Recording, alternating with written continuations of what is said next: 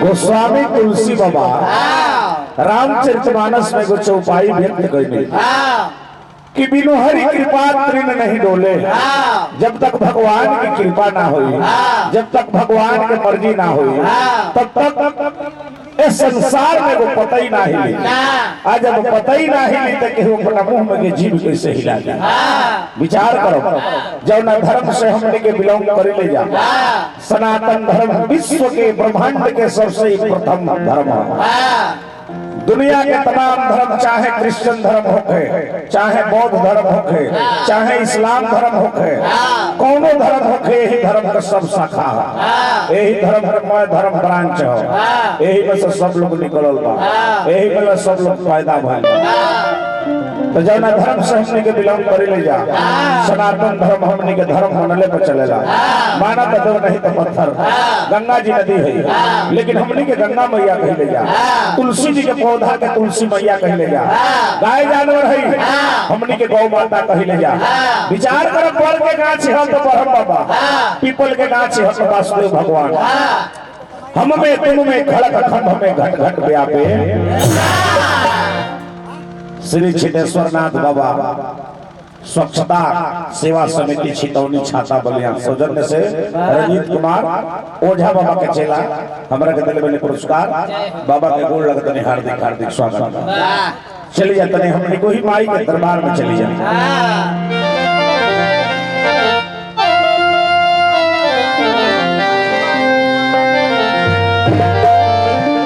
उद्याचल अस्ताचल हिमाचल लीलाचल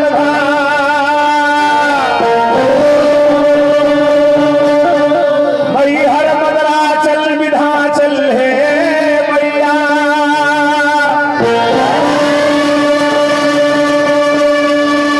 जहाँ जाचल सवाचल है शैल सुता।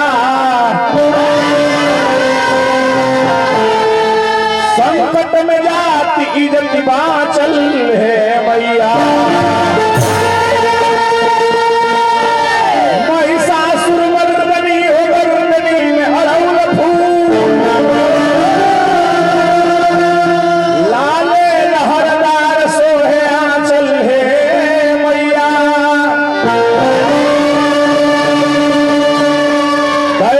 सधालक प्रतिपालक हौवालक में जो दिन जमात फिरे नाचल है मैया।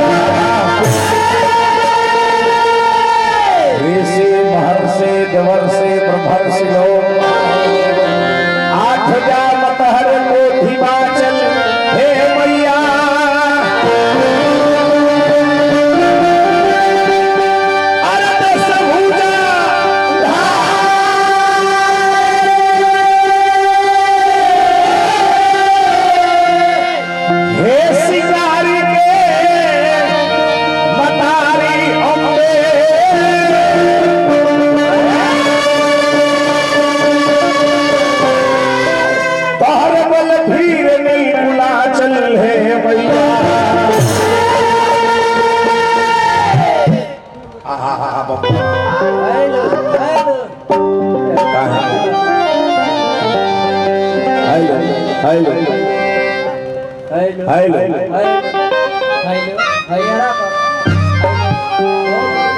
Hello madam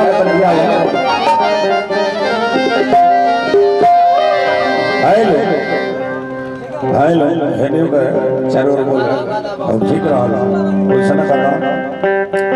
hello hello hello हर एगो बड़ी पुरान फिल्म गला हमारा याद हमारा पड़ल।